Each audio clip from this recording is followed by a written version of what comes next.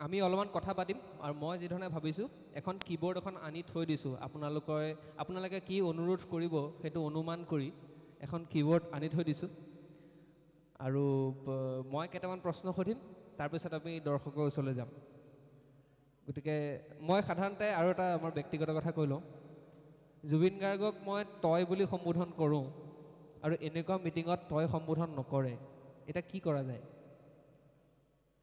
Artificial নহবি যেনেকৈ মাতো তেনেকৈ মাতিবি সেইকাৰণে মই তই বুলি ক'ম পিছত যাতে কোনো ভুল ভ্ৰান্তি একো নুলিয়াই এতিয়া আমি প্ৰশ্ন উত্তৰ কৰিম আৰু এতিয়া প্ৰথম প্ৰশ্নটো এনেকুৱা এটা প্ৰশ্ন যিটো আজিলৈকে কোনো জুবিন গাৰ্গক সোধা নাই আৰু যিটো প্ৰশ্ন কেতিয়াবা সুধিব বুলি জুবিন গাৰ্গে ভয় কৰে সেই প্ৰশ্নটো কি সেইটো মই কেনেকৈ জানিম তইহে ভাবিছ কিবা যিটো প্ৰশ্ন আজিলৈকে কোনো কেতিয়াও সোধা নাই কিন্তু জুবিন গাৰ্গে ভাবে যে এইটো প্ৰশ্ন কোনোবাই হয়তো মোক সুধি দিব পাৰে সেইটো সোধাৰ সম্ভাৱনীয়তা আছে কিন্তু আজিলৈকে সোধা নাই কোনো সাহস কৰা নাই সুধিবলৈ মুখৰ আগত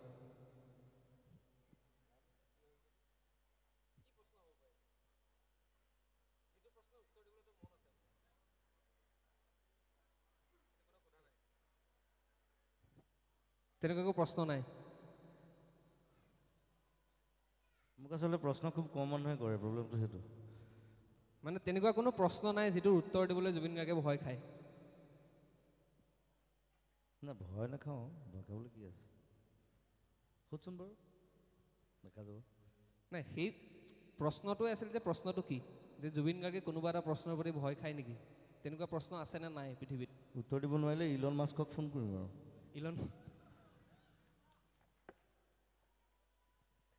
নহয় এতিয়া পৃথিৱীত সেইটোৱে এতিয়া যিবিলাক প্ৰশ্নৰ উত্তৰ বিচাৰি নাপায় চবৰে উত্তৰ ইলন মাস্কৰ ওচৰত থাকে এটাই মানুহ আছে পৃথিৱীত চ' যদি উত্তৰ দিব নোৱাৰোঁ মই তাক সুধিব লাগিব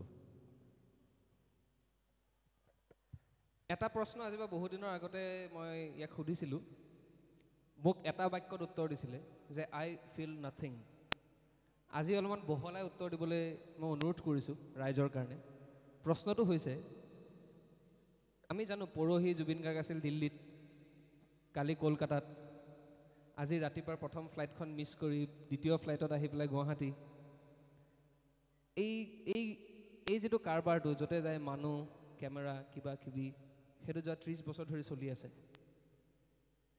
প্ৰশ্নটো হ'ল how does it feel to be Zubeen Garg হৈ জুবিন গাৰ্গৰ কেনেকুৱা লাগে মই সেইদিনাটো উত্তৰ দিছিলোঁ ইট ফিলছ নাথিংনেছ শূন্যতা তাৰ বাহিৰে একো নাই শূন্যতাটো মেইন আচলতে যিমান যি পালেও যি হ'লেও লাষ্টত গৈ পেলাই আকৌ গোটেই সংখ্যাবোৰ শেষ হৈ আকৌ জিৰ'তহে ঘূৰি আহে চ' শূন্যতাটো চবতে থাকে এতিয়া মই এনেকৈ প্ৰশ্ন সুধি থাকিম নেকি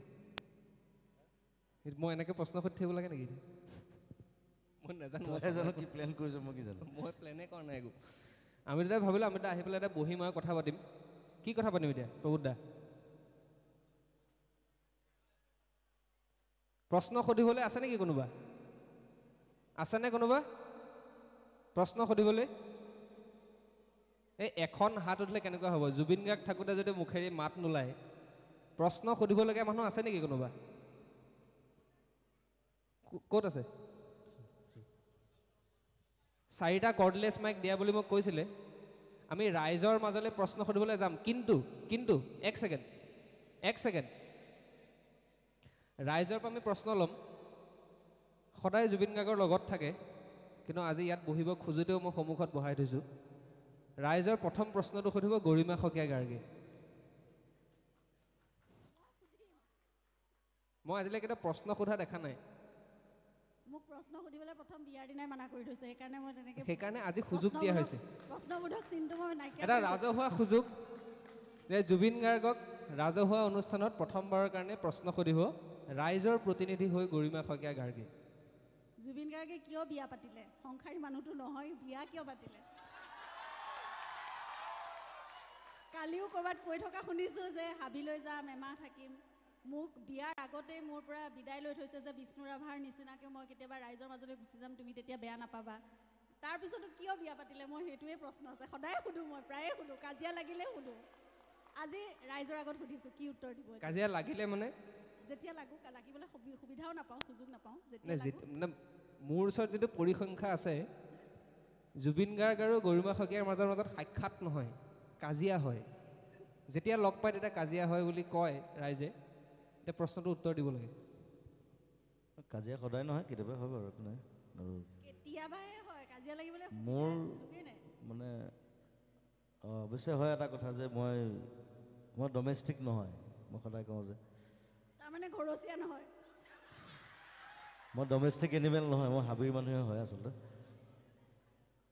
আৰু সেইকাৰণে হঠাৎ কিছুমান ডিচিশ্যন লওঁ এতিয়া মই আকৌ হঠাৎ বিয়া পতাটো হঠাৎ ডিচিশ্যন আছিলে নেকি বাৰু বিয়াটো অকণমান খৰখেদা হৈছিলে বাৰু তেতিয়া কেতিয়াও? পৰিস্থিতি বেলেগ আছিলে অলপ কিয় 95ৰ পৰা 2002লৈকে ইমান খৰখেদা হ'লনে নাই তেতিয়া সাত জংকীহঁত ঢুকাইছিলে নহয় সেইকাৰণে অকণমান কিন্তু আগতীয়া কৰি দিলোঁ বিয়াৰ ডিচিশ্যনটো জংকী ঘটনাটোৰ লগত আচলতে ইমান ৰিলেশ্যন নাই একো তথাপি বিয়া এতিয়া ভাল পালোঁ যেতিয়া বিয়া পাতিবই লাগিব পাতোঁ বাধ্যত পৰি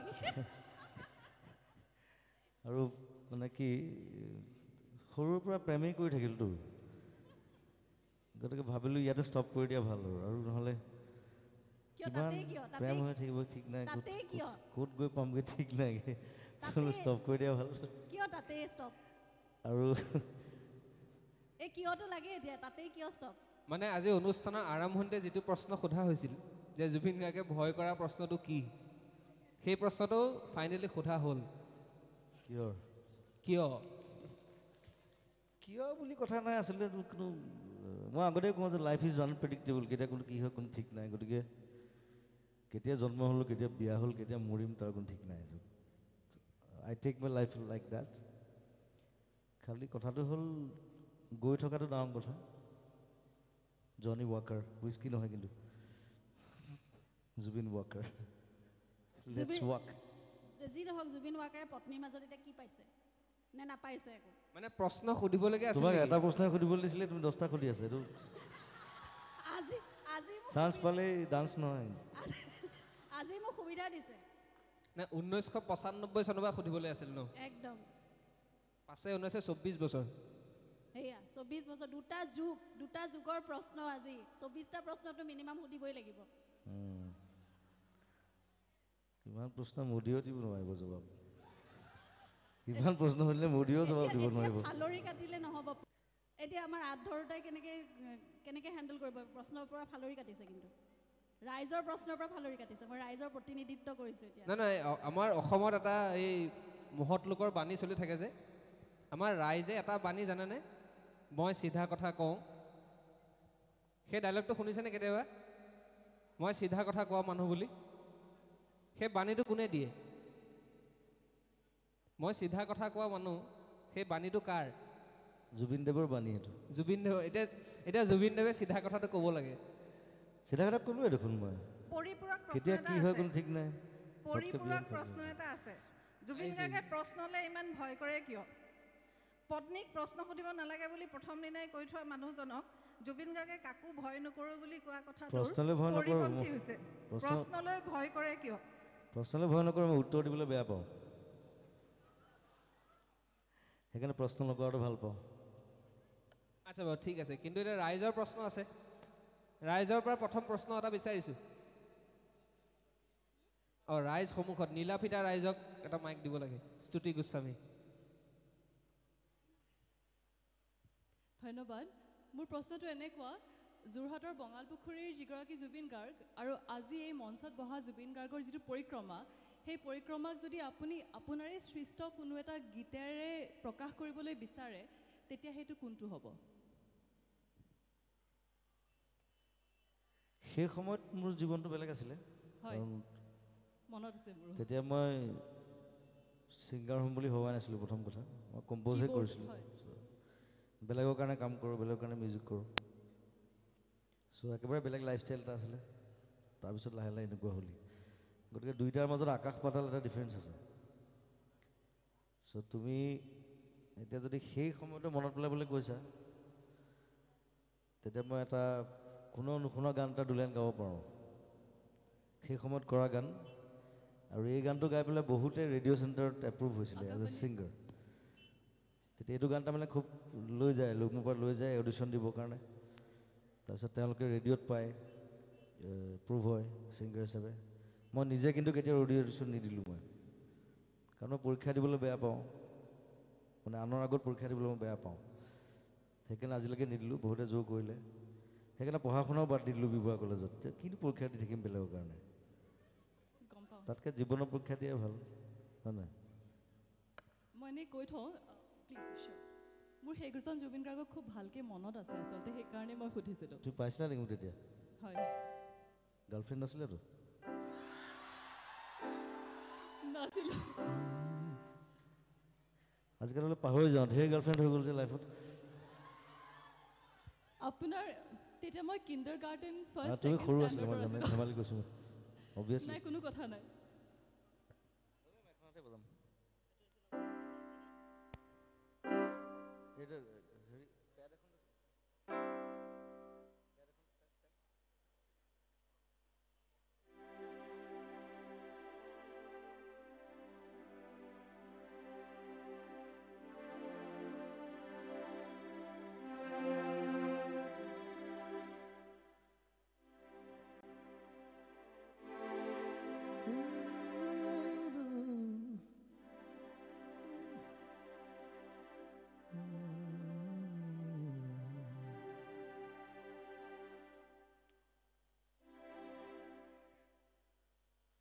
গান গাবলৈ বৰ এটা মন নাই বাৰু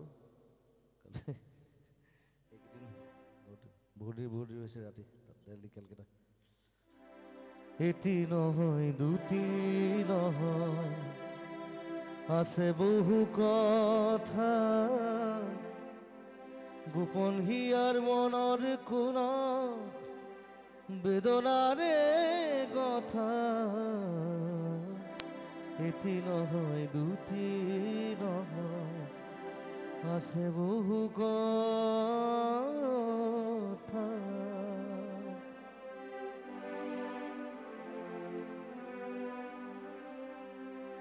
কোনো নাই শুনো তামোৰ কোনে বা শুনিব কোনোতো নাই জানো তামোৰ কোনে বা জানিব উৰে মোৰ মনে বিচাৰি মৰমৰ আশাৰতা উৰে মোৰ মনে বিচাৰি মৰমৰ আশাৰতা আছে বহু কথা এটি নহয় দুটি নহয় আছে বহু কথা গোপন হিয়াৰ মনৰ কোণত বেদনাৰে কথা এটি নহয় দুটি নহয় আছে বহু কথা বহুত পুৰণি গান আজিলৈকে ৰিলিজ কৰা নাই মই গান এইটো মনোজ মহন্ত আমাৰ মনো বাইদেৱে খুব বিচাৰি আছে মোক গানটো মই মনো বাইদেউক দি দিম চাগে কৰি তেওঁ ভাল গাব এটা গান শুনা হ'ল ৰাইজৰ পৰা প্ৰশ্ন সোধা হ'ল এতিয়া মই উত্তৰ পূব গুৱাহাটী গ্ৰন্থমেলাৰ তেওঁলোকৰ চেণ্ট্ৰেল কমিটিৰ কোনোবা এগৰাকী ব্যক্তিক ইয়ালৈ মাতিব বিচাৰিম বিগত বছৰটোত গ্ৰন্থমেলাক লৈ পেলাই এটা সমস্যাৰ উদ্ভৱ হৈছিলে আৰু সেই সমস্যাটো আমি দেখিছিলোঁ যে অসমৰ বেছিভাগ শিল্পী যেতিয়া নিমাত হৈ আছিল গ্ৰন্থমেলাৰ হৈ এগৰাকী শিল্পীয়ে মাত মাতিবলৈ আহিছিল আৰু এইখন গ্ৰন্থমেলাৰ লগত তেখেতৰ সম্পৰ্ক বহুদিনীয়া সেই সম্পৰ্কৰ বিষয়ে ক'বলৈ মই প্ৰভুত দাস ডাঙৰীয়াক অনুৰোধ জনাম ধন্যবাদ আমি সঁচাকৈ বহুত বহুত ধন্যবাদ জনাইছোঁ আমাৰ মৰমৰ জুবিন গাৰ্গক জুবিন গাৰ্গ উত্তৰ পূব গ্ৰন্থমেলাৰ এটি অংশ যোৱা বছৰ আমাৰ যেতিয়া এই খেলপথাৰখন লৈ অকণমান সমস্যা এটা হৈছিল আপোনালোকে নিশ্চয় টিভিৰ জৰিয়তে বা আন আন বাতৰিযোগে পাইছিল যে আমি খেলপথাৰখনৰ কাৰণে গ্ৰন্থমেলাখন আয়োজন কৰিব পৰা নাছিলোঁ, যাৰ বাবে আমি আন্দোলন কৰিবলগীয়া হৈছিল। সেই সময়ত আমাৰ মৰমৰ জুবিন দাই এই উত্তৰ পূব গ্ৰন্থমেলাৰ উদ্যোক্তাসকলৰ লগতেই ৰাইজৰ গ্ৰন্থমেলাখনৰ বাবে থিয় হৈছিল আৰু মাত মাতিছিল যে গ্ৰন্থমেলা এখন কিয় 10খন গ্ৰন্থমেলা হওক। জুবিন গাৰ্গে নিজে আমাক কৈছিল যে এখন নহয়, মই নিজাকে হ'লেও আৰু এখন গ্ৰন্থমেলা পাতিম।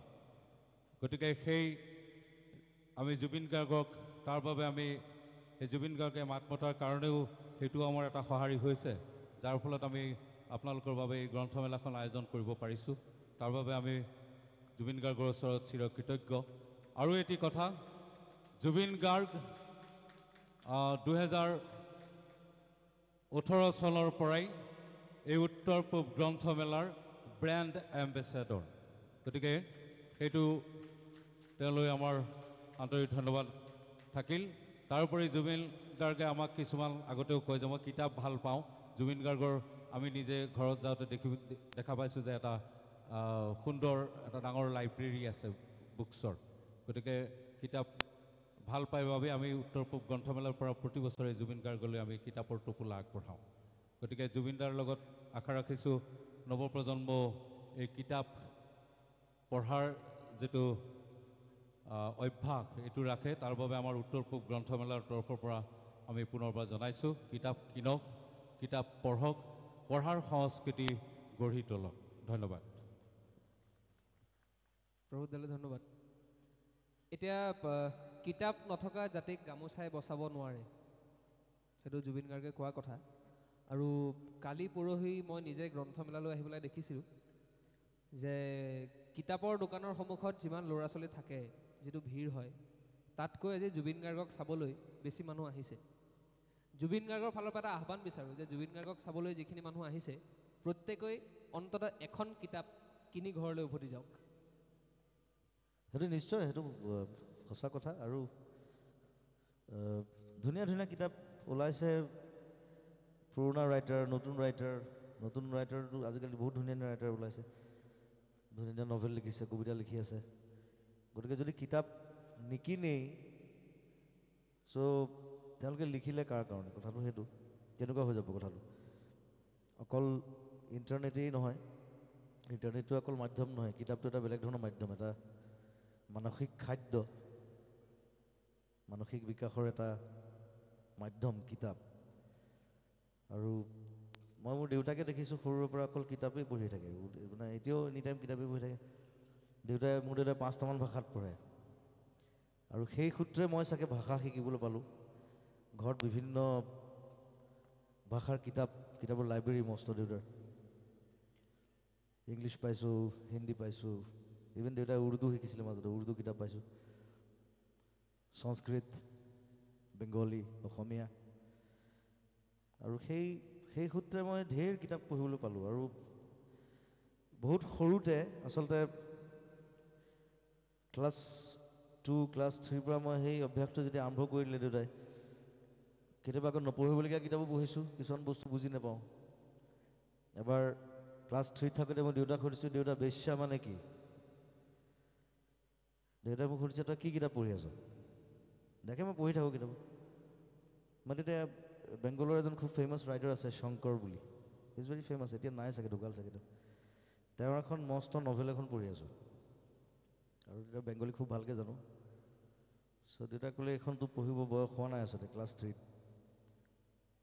তথাপি দেউতাই বুজাই দিলে যে বেশ্যা মানে বেয়া ছোৱালী, বুজি গ'লোঁ। চ' সেইধৰণে সেই সৰু সৰু বস্তু আছে ঘটনা। কিন্তু কিতাপ পঢ়াৰ সেই অভ্যাসটো দেউতাই কেতিয়াও বন্ধ কৰা নাছিলে মোক। আৰু মই অথনিও ইণ্টাৰভিউটো কৈছোঁ বাইদেউ দেউতাই যে তাত মই কৰিমগঞ্জত প্ৰায় 8 বছৰ আছিলোঁ। তাত এটা বৰ ধুনীয়া লাইব্ৰেৰী আছিলে, বিবেকানন্দ লাইব্ৰেৰী বুলি। এইটো ৰামকৃষ্ণ পৰমহংসৰ অনুষ্ঠানৰ লাইব্ৰেৰী। তাত দেধাৰ কিতাপ, ভৰ্তি ধুনীয়া ধুনীয়া কিতাপ। চ' তাত এডমিশ্যন দি দিছিলে। চ' ছানডে যেতিয়া টাইম পাওঁ তাত যাওঁ, 3-4খন কিতাপ লৈ আহোঁ।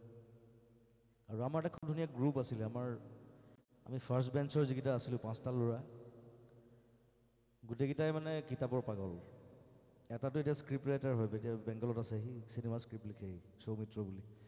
এটা আছে আমেৰিকাত তাপস সাহা বুলি, এটা সিনহা বুলি এটা আছে, সি শিলচৰত থাকে। আমি চব কিতাপৰ পাগল আছিলোঁ আৰু আমাৰ সেইটো অভ্যাস আছিলে যে আমি কিতাপ এক্সচেঞ্জ কৰোঁ, যে মই এখন ল'লোঁ, এখন পঢ়িলোঁ, আকৌ তাক দিলোঁ, তাৰ পৰা এখন ল'লোঁ। সেই বস্তুবোৰ আজিকালি নাইকিয়া হৈ গ'ল। গতিকে সেই অভ্যাসবিলাক গ্ৰ' কৰিব লাগে আৰু সেইকাৰণে কিতাপ পঢ়াটো উচিত, কিতাপ কিনাটো উচিত। আৰু নিজৰ ঘৰত যেতিয়া ধুনীয়া লাইব্ৰেৰী এটা থাকে, নিজৰ চাই ভাল লাগে। সেইটো যিমান বয়স হৈ গৈ থাকে সিমানে বেছি ভাল লাগি গৈ থাকে, যেতিয়া কিতাপৰ পৰিমাণ বাঢ়ি যায় আৰু কিতাপবোৰ যেতিয়া ধুনীয়াকৈ ৰখা হয়। খালি মেইনটেইন কৰিব লাগিব, কিতাপত পোক লাগে, বেয়া হয়, কিবাকিবি হয়। মোৰ বহুত কিতাপ বেয়া হৈ গ'ল মাজতে। এনিৱে সেই অভ্যাসটো ৰাখিব, সকলোকে অনুৰোধ জনাইছোঁ, আহ্বান জনাইছোঁ নতুন প্ৰজন্মক। কিতাপ পঢ়াৰ অভ্যাসটো কৰক, অসমীয়া কিতাপ হওক, বেংগলী হওক, হিন্দী হওক, ইংলিছ হওক। আৰু বিভিন্ন দেশৰ ইমান ধুনীয়া ধুনীয়া ৰাইটাৰ আছে, ইমান বিদগ্ধ পণ্ডিত ডাঙৰ ডাঙৰ ৰাইটাৰবিলাক আছে, সেইবিলাক পঢ়িব লাগে আচলতে। সেইবিলাকো পঢ়িব লাগে, তেতিয়া বহুত কথা শিকিব পাৰি। এতিয়া মই ক্লাছ 5, 6, 7তে মই এইবিলাক ভিক্টৰ হিউগো, মোপাছা, আৰ.এল. ষ্টিভেনছন এইবিলাক চব পঢ়িলোঁ। তেতিয়াই পঢ়িবলৈ মই সুবিধা পাইছিলোঁ দেই, সুবিধাটো পাব লাগিব। চ' মই ফৰ্চুনেট বুলি ভাবোঁ। চ' সেই অভ্যাসবিলাক কৰক, সকলোৱে আৰু আগবাঢ়ি যাব, আৰু বিকাশ হ'ব। Thank you. আমি আৰু কথা পাতি থাকিম। মোৰ কেইটামান সুধিবলগীয়া প্ৰশ্ন আছে, তাৰ আগত আমি ৰাইজৰ পৰা কেইটামান প্ৰশ্ন লৈ লওঁ। আৰু ৰাইজৰ ওচৰলৈ যাই মানে এইখিনি মুহূৰ্তত আমি জনাবলৈ ভাল পাইছোঁ যে আকাশবাণী গুৱাহাটীৰ যোগেদিও বিবিধ ভাৰতীত বৰ্তমান এই অনুষ্ঠানটিৰ লাইভ টেলিকাষ্ট হৈ আছে।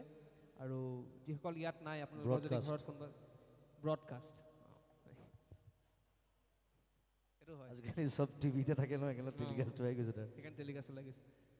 সেই ধৰণৰ প্ৰশ্ন সুধিবলগীয়া আছে। এইটো ইন্দ্ৰই কৰি আছে নি বাৰু? এই তেওঁক দেখি পেলাই মনত পৰিল, তেওঁ মানে ক'বলৈ গৈছিলে। ইন্দ্ৰ বহুত পুৰণা পাপী এটা, এই আকাশবাণীত কৰে, ভাল কাম কৰে। Thank U. জুবিন দালৈ দুটা প্ৰশ্ন মোৰ। প্ৰথম প্ৰশ্ন, শিল্পৰ পৰা শিল্পীলৈ কিমান দূৰ বাট? প্ৰথম প্ৰশ্ন।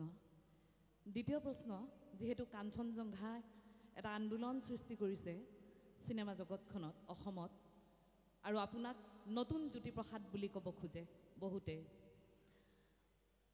আৰু আমিও গৌৰৱ অনুভৱ কৰোঁ। মোৰ এজন বন্ধু কেলকাতাত থাকে, এটা কথা কৈছিলে, মোৰ আচলতে শ্বেয়াৰ কৰিবলৈ মন গৈছে কাৰণে কৈছোঁ কথাখিনি, যে সেই বন্ধুজনে প্ৰায় বহু দূৰ বাট চিনেমাখন চাবলৈ গৈছিলে। কেলকাতা নহয়, আৰু ইয়াতো বহুতে গৈছে বহু দূৰলৈ, য'ত চিনেমা হল নাই তাতো বিচাৰিছে হ'ল, এনেকুৱা প্ৰব্লেমবিলাকো হৈছে। কিন্তু মই এইটো কথাই ক'ব খোজোঁ যে জ্যোতিপ্ৰসাদে অসমত চিনেমাৰ এটা নতুন আলোড়ন সৃষ্টি কৰিছিল, আপুনিও কৰিছে। কিন্তু এই চিনেমা জগতখনত আগুৱাই নিবলৈ আৰু নিশ্চয় প্ৰচেষ্টা লাগিব। আৰু টিভি শ্ব'বোৰত দেখা পাওঁ যে জুবিন গাৰ্গ ৰাহুলৰ পৰাই মই শুনিছিলোঁ যে ৰাহুলৰ পৰা শুনিছিলোঁ যে ৰত্নাকৰ বা জুবিন গাৰ্গৰ চিনেমা বা যতীন বৰাৰ চিনেমা কাৰণেহে মানুহে চাবলৈ দৌৰি আহে। কিন্তু সাধাৰণ দৰ্শকে সেই বোৱাৰী চোৱাৰ দৰে বা পুৰণি চিনেমাবোৰ চোৱাৰ দৰে দৌৰি আহিবলৈ আৰু কি কি প্ৰচেষ্টা লাগিব, আৰু আপোনাৰ কৰণীয় কি থাকিব, আৰু ৰাইজৰ কৰণীয় কি থাকিব, আৰু চিনেমা জগতখন আগুৱাই যাওক, সেইটোও বিচাৰোঁ আপোনাৰ প্ৰচেষ্টাত। প্ৰশ্ন হ'ল, প্ৰথম কথা, শিল্পৰ পৰা শিল্পীলৈ কিমান দূৰ বাট? দ্বিতীয়, চিনেমা জগতখন আগুৱাই নিবলৈ আৰু কি প্ৰচেষ্টাৰ প্ৰয়োজন, আৰু আপোনাৰ পদক্ষেপ কি হ'ব? ধন্যবাদ। শিল্পৰ পৰা শিল্পীলৈ আচলতে বাট নাই। কথাটো হ'ল, শিল্পটো হৈছে শিল্পীজনৰ কাৰণে তেজৰ নিচিনা। ব্লাডটো নহ'লে যেনেকৈ মানুহ জীয়াই থাকিব নোৱাৰে, এজন শিল্পীয়ে শিল্পটোক বাদ দি কেতিয়াও জীয়াই থাকিব নোৱাৰে। সেই ব্লাড ফ্ল'টোৱে তেওঁক লৈ গৈ থাকে বেলেগ বেলেগ কাম কৰিবৰ কাৰণে, ভাল ভাল কাম কৰিবৰ কাৰণে, নতুন নতুন চিন্তা, নতুন নতুন হেৰি। চ' শিল্প আৰু শিল্পী আচলতে একেটা সত্তাই হয়, একেটা মুদ্ৰাৰ ইপিঠি সিপিঠি। শিল্প নহ'লে শিল্পী নহয়, আৰু শিল্পী নহ'লেও শিল্পৰ কোনো কাম নাই, কিন্তু অদৰকাৰী হৈ যাব এইটো। চ' সেই ধৰণৰ কথা। আৰু চিনেমাৰ কথা যেতিয়া সুধিছে আপুনি, যে জ্যোতিপ্ৰসাদ আগৰৱালাক আমি চেলুট মাৰিব লাগিব প্ৰথম কথা যে সেইটো সময়ত সেই একো নথকা অৱস্থাত তেখেতে ইমান কষ্ট কৰি নিজৰ পইচা খৰচ কৰি বাহিৰলৈ গৈ চিনেমা বিষয়ে পঢ়ি শুনি আহি প্ৰথম অসমীয়া চিনেমা জন্ম দিলে চ' সেইটো এটা অসাধাৰণ এটা কথা বুলি মই ভাবোঁ সেই সময়ত ভবাটো 40s এতিয়াতো বাৰু আমি চব বস্তু পাইছোঁৱেই আমি চিনেমা চাইছোঁ চিনেমাৰ বহুত বস্তু পাইছোঁ টেকনিকেলি আমি বহুত চাউণ্ড এতিয়া কিন্তু সেই সময়ত কি ধৰণে কৰিছিলে মই সেইটো আচৰিত পাওঁ কেতিয়াবা ভাবিলে যে কিমান ধৈৰ্য থাকিব পাৰে এজন মানুহৰ এখন চিনেমা কৰিবৰ কাৰণে আৰু এটা জাতিৰ তেওঁ আচলতে গোটেই অসমীয়া জাতিটোৰ কথা ভাবিয়ে চিনেমা হাতত লৈছিলে যে চিনেমাৰ প্ৰয়োজন অসমত সেইটো কাৰণে কৰিছিলে গতিকে সেইটো কাৰণে আমি তেখেতক কেতিয়াও পাহৰিব নোৱাৰোঁ আৰু এতিয়াৰ সময়ত যোৱা 10-12 বছৰে মই যথেষ্ট প্লেনিং কৰি আছোঁ চিনেমাক লৈ কেনেকৈ ইণ্ডাষ্ট্ৰিটো আমি আপগ্ৰেড কৰিব পাৰোঁ কেনেকৈ আগুৱাই লৈ যাব পাৰোঁ কাৰণ মাজতে বৰ বেয়া ফেজ এটা গ'ল আমাৰ এতিয়া আকৌ আশাৰ সঞ্চাৰ হৈছে মিছন চাইনাৰ পৰা দেখিছোঁ কিবা এটা আহিছে ৱেভ এটা চিনেমেটিক ৱেভ এটা যিটো বৰ দৰকাৰী এতিয়া এইটো সময়ত যিটো আমাৰ নতুন উঠি অহা যিখিনি ল'ৰা ছোৱালী চিনেমাক লৈ যিখিনি আগ্ৰহী যিসকলে সপোন দেখে চিনেমাক লৈ তেওঁলোকৰ কাৰণে বৰ আশাবাদী এটা কথা এতিয়া আৰু অসমীয়া চিনেমা চোৱাৰ যিটো অভ্যাস আমি জন্ম দিবলৈ চেষ্টা কৰিছোঁ লাগি আছোঁ সকলো য'তে যাওঁ ত'তে কৈছে যে অসমীয়া চিনেমা চাওক অসমীয়া চিনেমা চোৱাৰ অভ্যাস কৰক অকল অসমীয়া বুলি নহয় বেলেগ চিনেমাও চাব লাগিব কিন্তু মই বিভিন্ন ভাষাৰ চিনেমা চাওঁ মই হিন্দী চিনেমা কম চাওঁ দেই মই ফ্ৰেংকলি কৈছোঁ খুব ভাল হ'লে চাওঁ নহ'লে মই নাচাওঁ নহ'লে ইংলিছ চাওঁ বেলেগ বেলেগ ভাষাৰ চিনেমা কালেকশ্যন কৰোঁ ৰাহুলেও কৰে আমি শ্বেয়াৰ কৰোঁ মাজত চ' চিনেমা চোৱাৰ সেইটো হেবিটটো সেইটো লাগিব আৰু বিশেষকৈ অসমীয়া চিনেমা চোৱাৰ ভাল হৈছে ভাল হ'লে ভাল বুলি ক'ব লাগে বেয়া হৈছে বুলি বেয়া হ'লে বেয়া হৈছে বেয়া হ'ল বুলি ক'ব লাগে কিন্তু চোৱাৰ হেবিটটো লাগিব তেতিয়া প্ৰডিউচাৰ্ছ আহিব নতুন নতুন আৰ্টিষ্ট ওলাব আৰু এতিয়া আৰু কেইবাখনো চিনেমা আহি আছে এতিয়া কাঞ্চনজংঘা চলিলে ৰত্নাকৰ ভাল চলিছে আৰু কেইবাখনো চিনেমা লাইন আপ হৈ আছে আমি যিমান পাৰোঁ আমাৰ ফালৰ পৰা চেষ্টা কৰিছোঁ যাতে প্ৰত্যেকখন চিনেমাই এটা বুষ্ট পায় আমাৰ ফালৰ পৰা আমাৰ যিটো প্ৰচেষ্টাত তেওঁলোকক তাক আমি অংশীদাৰ কৰি লৈছোঁ আৰু কাৰ চিনেমা সেইটো চোৱা নাই কিন্তু কোনে বনাইছে কি কৰিছে সেইটো ডাঙৰ কথা নহয় কথা হ'ল তেওঁ এটা প্ৰচেষ্টা হাতত লৈছে তেওঁ কষ্ট কৰিছে এইটো চিনেমাখনত 1 বছৰ 1.5 বছৰ গতিকে সেই কষ্টটোৰ কিবা এটা মূল্য তেওঁ পাব লাগে কথাটো হ'ল সেইটো সেইকাৰণে অসমীয়া চিনেমা চাব আৰু সদায় অসমীয়া জাতিৰ কাৰণে কাম কৰিব আগবাঢ়ি যাওঁ আমি থেংক ইউ আৰু এটা প্ৰশ্ন নমস্কাৰ প্ৰথম কথা মই আচলতে আৱেগিকে হৈ পৰিছোঁ এতিয়া সুধিব লগা কথাখিনি সুধিব পাৰোঁনে নাই মই আজি এসপ্তাহমান ধৰি খাই ল'ব নি নালাগে এসপ্তাহমান ধৰি নয়ন কাশ্যপক ৰাতি মানে ফোন কৰি দিগদাৰী কৰি আছোঁ জুবিন গাৰ্গক ওচৰৰ পৰা লগ কৰাই দিব লাগে তাৰপিছত দ্বিতীয় কথা নয়ন মানে আমাৰ বেংকৰ কবিতা যে লিখে নয়ন কাশ্যপ বেংকত কাম কৰে হয় বেংকত কাম কৰে হয় প্ৰথম কথা এতিয়া আপুনি যিহতে হাত দিছে আমিতো দেখিছোঁ সকলোতে আপুনি সফল হৈছে প্ৰাপ্তি প্ৰাচুৰ্য আপুনি পাইছে তথাপি আপুনি প্ৰথম কুৱেশ্যনটো সোধোতে আপুনি শূন্য বুলি ক'লে যে অলপ আঘাত লাগিল কিয় বাৰু আপুনি নিজে কিবা প্ৰাপ্তি আপুনি কিবা পোৱা যেন অনুভৱ হোৱা নাই নেকি প্ৰথম কথা দ্বিতীয় কথা আপুনি এতিয়াতো ৰাইজৰ মাজত কল্পতৰু সদৃশ হৈছে মানে যোনে যি মানে পেপাৰে টিভিয়ে ৰেডিঅ'ত গম পাই থাকোঁ যে আপোনাৰ ওচৰত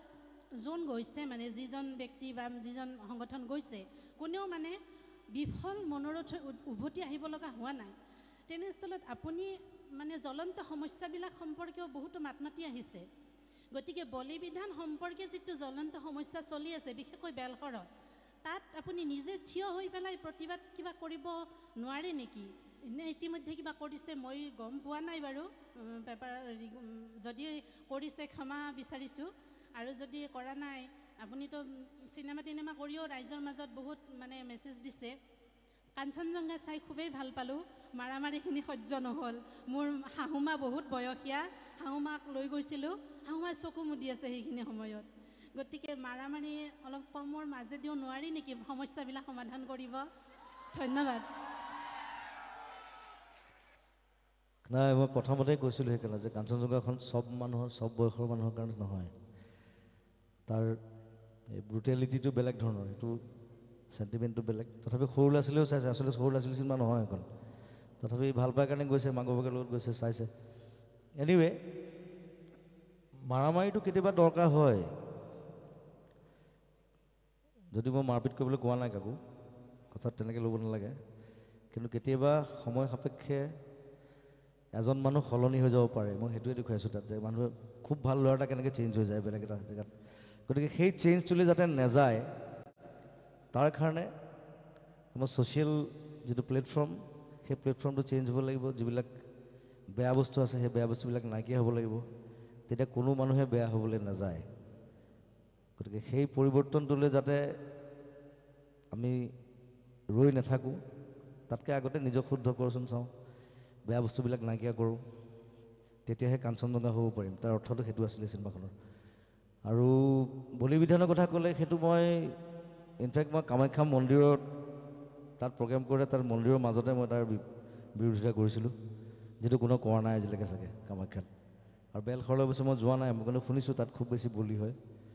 আৰু বলিৰ মোৰ কথা হ'ল যে এটা স্পিৰিচুৱেল জেগা, এটা ৰিলিজিয়াছ জেগা, তাত এইবিলাক হ'ব নালাগে, তাত ৰক্তপাত তাত দৰকাৰ নাই। তাত মানুহে পূজা কৰিবলৈ যায় এটা ভাল মন লৈ ঘূৰি আহিব লাগে তাৰ পৰা। আৰু সেইটো কাৰণে মই নিজে যদিও হিন্দু বা বলি বিধান বহুত জেগাত দেখিছোঁ, কিন্তু বলি বিধান মই সদায় বিৰোধিতা কৰিম আৰু সদায় কৰি আহিছোঁ। Thank U.